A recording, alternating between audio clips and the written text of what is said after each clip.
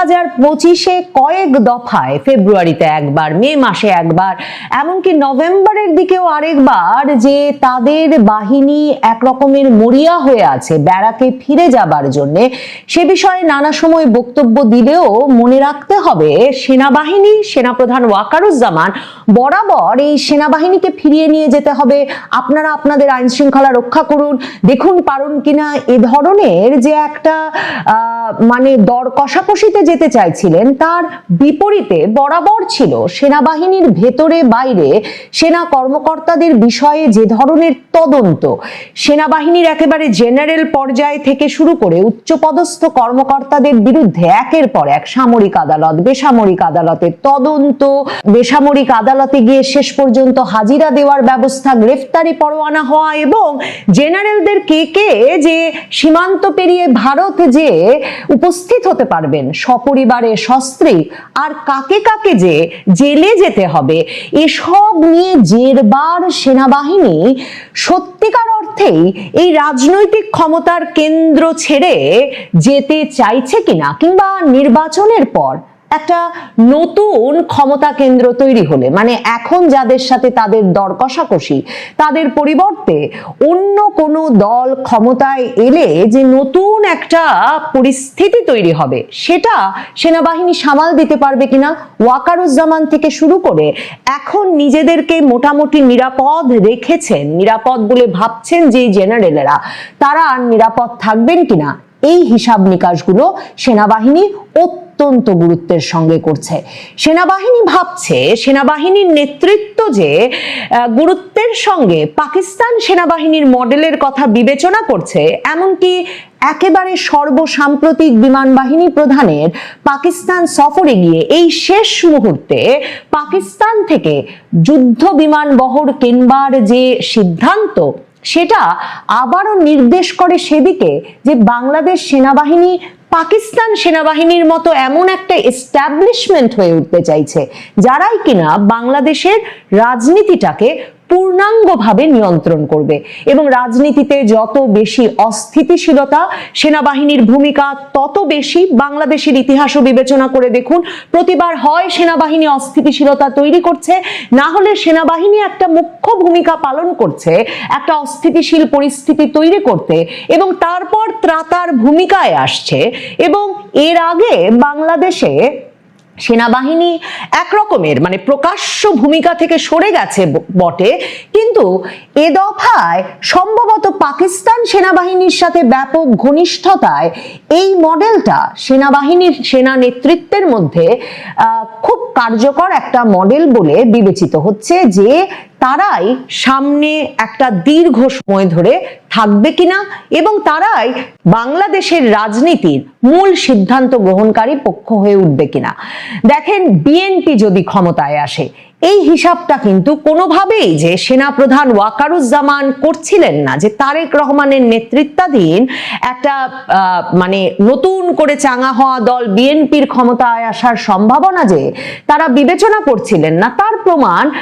ডিসেম্বরের মাঝামাঝি পর্যন্ত কিন্তু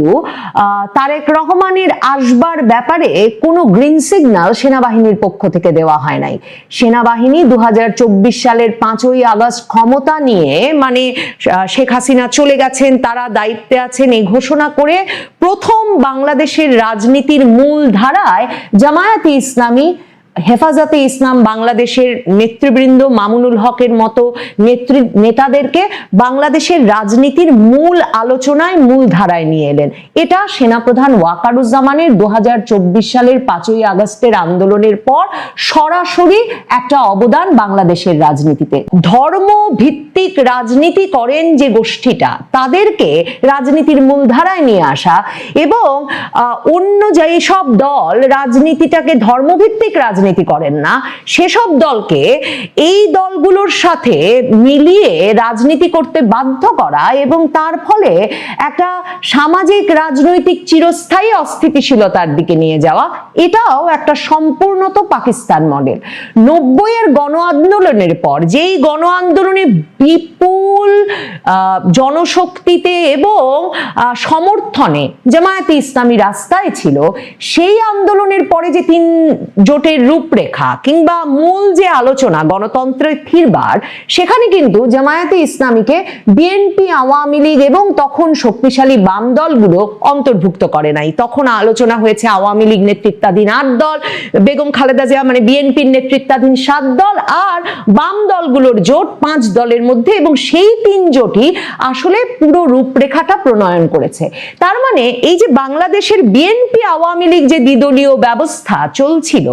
সেই ব্যবস্থায় বরাবর একটা মিউচুয়াল আন্ডারস্ট্যান্ডিং ছিল যে ধর্মভিত্তিক রাজনৈতিক দলগুলো রাজনীতি করবে বটে, কিন্তু তারা বাংলাদেশের প্রধানতম রাজনৈতিক দিক নির্দেশক দল হয়ে উঠবে না। কিন্তু ওয়াকারুজ্জামান 2024-এর 5ই আগস্টের পর বাংলাদেশের রাজনীতিতে এই এলিমেন্টটা যুক্ত করলেন, এবং তার পরিকল্পনা ছিল যে খালেদা জিয়া মুক্ত হবেন, কিন্তু জানুয়ারি মাসে তিনি খালেদা জিয়াকে লন্ডনে চিকিৎসায় পাঠিয়ে দিলেন, এবং এরপর যখন ফিরতে দিলেন তখনও কিন্তু খালেদা জিয়ার কোনো প্রকাশ্য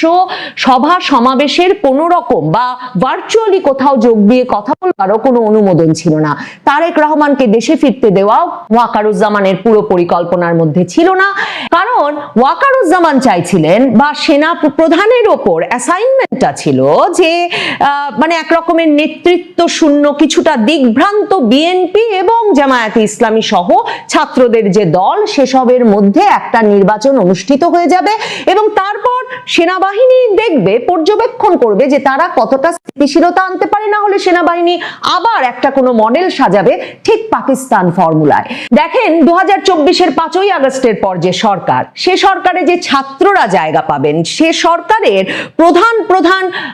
পদগুলো যে নিরপেক্ষ লোক না খুঁজে, মানে আগে যেমন খোঁজা হয়েছে অন্তর্বর্তীকালীন সরকারে বা তত্ত্বাবধায়ক সরকারের মডেলের ক্ষেত্রে, সেসব না খুঁজে এবার অন্তর্বর্তীকালীন সরকার যে বিএনপির সাজেশন, সাথে জামায়াতে ইসলামীর সাজেশন এবং ছাত্র প্রতিনিধিদের অংশগ্রহণের মাধ্যমে হবে। এই মডেল কার? এই মডেল সেনাপ্রধান ওয়াকারুজ্জামানের। বিএনপি ক্ষমতায় এলে সেনাপ্রধান ওয়াকারুজ্জামান বিপদে পড়বেন, কারণ সেনাপ্রধান ওয়াকারুজ্জামান জানেন যে তিনি মাসের পর মাস মির্জা ফখরুল ইসলাম আলমগীর যখন সেনা সদরে গিয়ে তার সঙ্গে সাক্ষাৎ করতে চেয়েছেন, একটা দ্রুত নির্বাচনের জন্য সেনাপ্রধানকে পাশে চেয়েছেন, সবচেয়ে বড় যে ক্ষেত্রে পাশে চেয়েছেন সেটা হচ্ছে তাদের নেতা তারেক রহমানকে ফিরিয়ে আনতে, সেনাপ্রধান ওয়াকারুজ্জামান সেক্ষেত্রে কোনো সমর্থন দেন নাই। সেনাপ্রধান ওয়াকারুজ্জামান জানেন যে নির্বাচনের যে কোনো পালা বদলে তিনি বিপদগ্রস্ত হবেন, কারণ তিনি চেষ্টা করেছিলেন বটে একটা রিফাইন্ড আওয়ামী লীগ, শেখ হাসিনাকে সরিয়ে দিয়ে হলেও একটা রিফাইন্ড আওয়ামী লীগ, নতুন ধরনের আওয়ামী লীগ সৃষ্টি, যখন তিনি তার পুত্র সম হাসনাত আব্দুল্লাহ সার্জিস আলমকে সেনা সদরে ডেকে সেই প্রস্তাব দিয়েছিলেন। কিন্তু তারা সেই কথা ফাঁস করে দেওয়ার পর তিনি কিন্তু আর আওয়ামী লীগের জন্য কোনো স্পেস তৈরির তো চেষ্টা করেননি, বরং তিনি জুলাই পদযাত্রার সময় এনসিপি কে সেনা গাড়িতে করে নিরাপদে ফিরিয়ে এনে আর গুলি করে আওয়ামী লীগ সমর্থকদের মেরে প্রমাণ করেছেন যে তিনি কাদের সঙ্গে আছেন বা কাদের সঙ্গে থাকতে বাধ্য হচ্ছেন, বা তার মূল অ্যাসাইনমেন্টটা কি। তাহলে সেনাপ্রধান ওয়াকারুজ্জামান এখন কোনো ক্ষমতার পালাবদল ঘটতে দেবেন কেন? অক্টোবরে মানবাধিকার সংগঠনগুলো হিসাব করে বলেছিল যে 24-এর 9ই আগস্ট থেকে 25-এর 30শে সেপ্টেম্বর পর্যন্ত অন্তত 40 জনের মৃত্যু হয়েছে বিচার বহির্ভূত হত্যাকাণ্ডে। এই বিচার বহির্ভূত হত্যাকাণ্ডের হিসাব পাওয়া যায়। এছাড়া সারা বাংলাদেশে অজ্ঞাতনামা লাশের সংখ্যা যে সংকটজনক হারে প্রতি মাসে বাড়ছে, সেটাও কিন্তু এই বিপদের সময়ও মানবাধিকার সংগঠনগুলো প্রায়ই মনে করাচ্ছে। কিন্তু সেই গত বছরের সেপ্টেম্বর পর্যন্ত যে 40 জন বিচার বহির্ভূত হত্যাকাণ্ডের শিকার হয়েছিলেন, এদের সিংহভাগই সেনা হেফাজতে থাকার সময় মৃত্যুবরণ করেছেন, এবং যারা মারা গেছেন তাদের বেশিরভাগই, নিহত যারা হয়েছেন তাদের বেশিরভাগই বিএনপি বা এর অঙ্গ সংগঠনের নেতাকর্মী। সেই 2025 সালের জানুয়ারি মাসে আপনাদেরকে বলেছিলাম যে যৌথ বাহিনী বিএনপির ওপরেই তাদের অভিযান চালাচ্ছে। তার প্রমাণ হিসেবে চট্টগ্রামে যুবদল নেতা তৌহিদুর রহমান, যিনি বাবার কুলখানিতে চট্টগ্রামে বাড়িতে গিয়েছিলেন, তাকে তুলে নিয়ে গিয়ে যে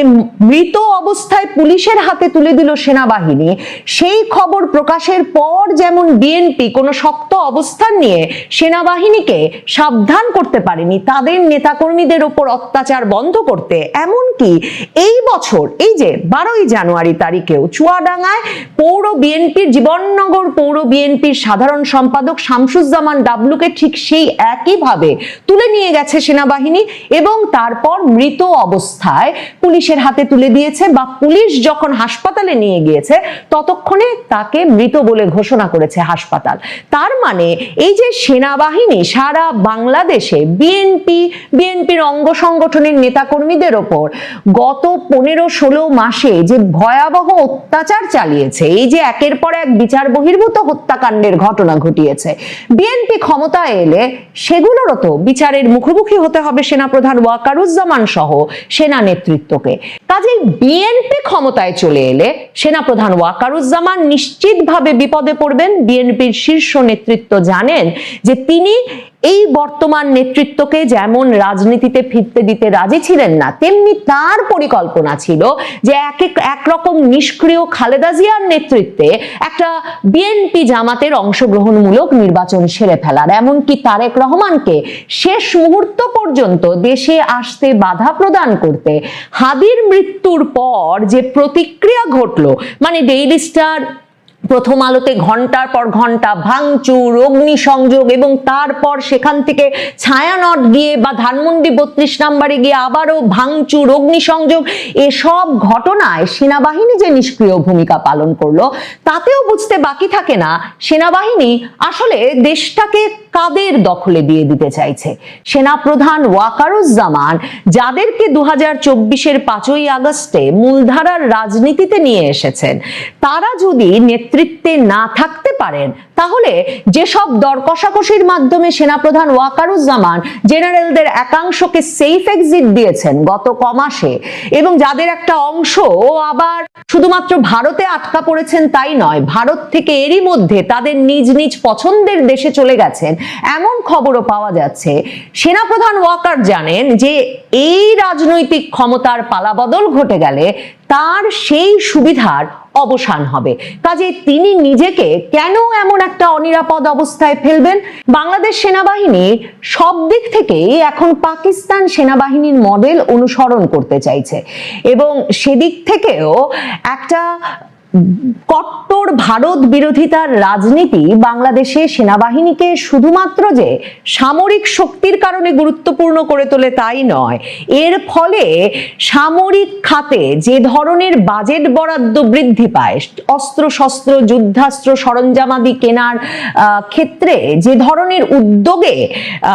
মানে দেশকে রাষ্ট্রকে সামিল করা যায়, সেটা সরাসরি সেনাবাহিনীকে এবং সেনা নেতৃত্বকে আর্থিকভাবে লাভবান করে। মানে সেদিক থেকেও বাংলাদেশে একটা কট্টর ভারত বিরোধিতার রাজনীতি এবং ভারতকে একটা শত্রু রাষ্ট্র গণ্য করে আগামী রাজনীতিতে বাংলাদেশের অগ্রসর হওয়া সেনাবাহিনীকে তার গুরুত্বের স্থানে অধিষ্ঠিত রাখে। সেনাবাহিনী সেদিক থেকেও ওই রাজনীতিকেই তাদের জন্য